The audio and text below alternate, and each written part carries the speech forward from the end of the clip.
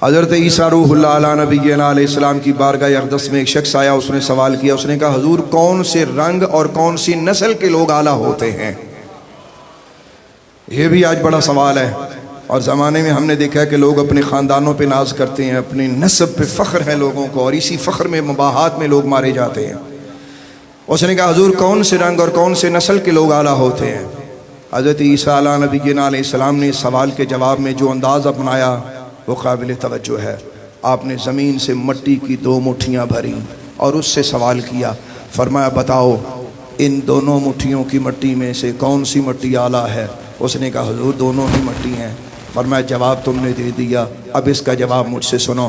آپ نے فرمایا الناس کلہم تراب، فرمایا بندے سب کے سب مٹی ہیں، خاک ہیں، اسی مٹی سے بنے ہیں، ان میں کوئی رنگ اور کوئی نسل کا امتیاز اللہ کے ہاں مقبول نہیں ہے۔ اس نے کہا حضور پھر افضلیت کی دلیل کیا ہے کہ کون افضل ہے؟ یہ پہچانا کیسے جائے گا؟ کون اعلیٰ ہے؟ اس کی پہچان کیا ہے؟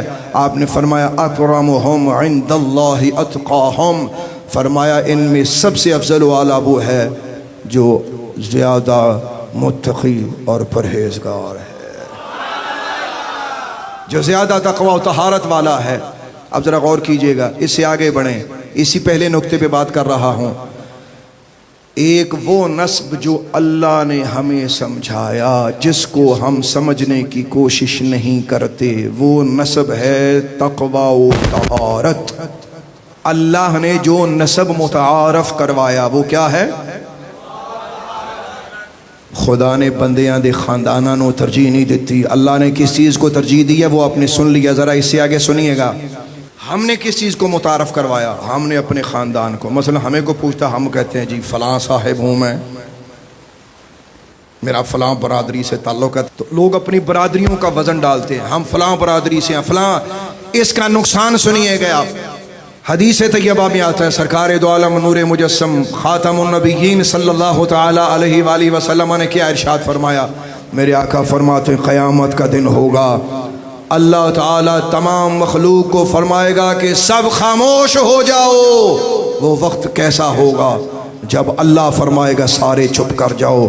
اس وقت دہشت کا، اس وقت ہیبت کا، اس وقت روب کا، اس وقت دبدبے کا عالم کیا ہوگا جب اللہ فرمائے گا سب چپ کر جاؤ، پوری کائنات پہ سناٹا چھا جائے گا۔ اب اللہ تعالیٰ ارشاد فرمائے گا میرے بندو دنیا میں تم بولتے تھے میں خاموش تھا، آج میں بولوں گا اور تم خاموش رہو گے۔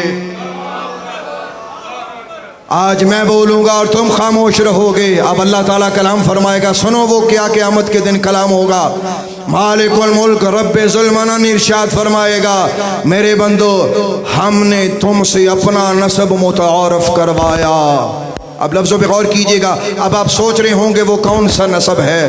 وہ تقوی و طہارت ہے، وہ نیکی اور پرہیزگاری ہے، وہ اچھائی کا حکم ہے، برائی سے منع کرنا ہے، یعنی کہ تقوی و طہارت۔ اللہ تعالیٰ فرمائے گا میرے بندو میں نے دنیا میں تم سے اپنا نسب متعارف کروایا، لیکن تم نے کیا کیا؟ تم نے اپنے اپنے خاندانوں کا تعارف کروایا، تم نے میرے نسب کا تعارف نہ کروایا۔ تو پھر سن لو، آج تمہارے نسبوں کو میں کاٹ رہا ہوں، آج صرف میرے نسب کی عزت اور رفعت بلند ہوگی۔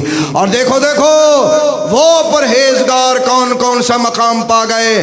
دنیا والو، زمانے والو سنو، اور اللہ تبارک و تعالیٰ کے اس ارشاد کا مفہوم سمجھو، اس روب و دبدبے کو سمجھو کہ جب اللہ تعالیٰ فرمائے گا میرے بندو آج تمہارے نسب ختم ہو گئے اور میرا نسب باقی رہ گیا۔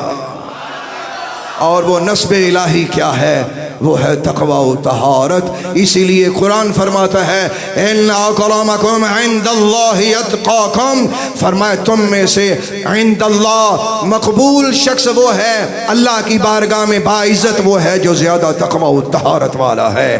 حضرت سلمان فارسی کا ایک جملہ صحابی رسول کا، یہ جملہ سنو اور کمال جملہ ہے۔ کسی نے حضرت سلمان فارسی سے پوچھا کہ آپ کا نسب کیا ہے، آپ کون ہیں؟ تو آپ نے ارشاد فرمایا کہ میں اسلام کا بیٹا ہوں۔ اس نے کہا سلمان فارسی کیا کہہ رہے ہو، یہ اسلام کا بیٹا کون ہو سکتا ہے؟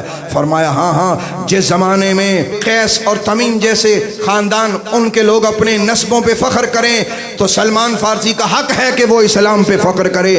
فرمایا ان کو ناز ہے کہ وہ فلاں خاندان کے بیٹے ہیں، اور مجھے فخر ہے کہ میں اسلام کا فرزند ہوں، میں فرزند اسلام ہوں، میں فرزند اسلام۔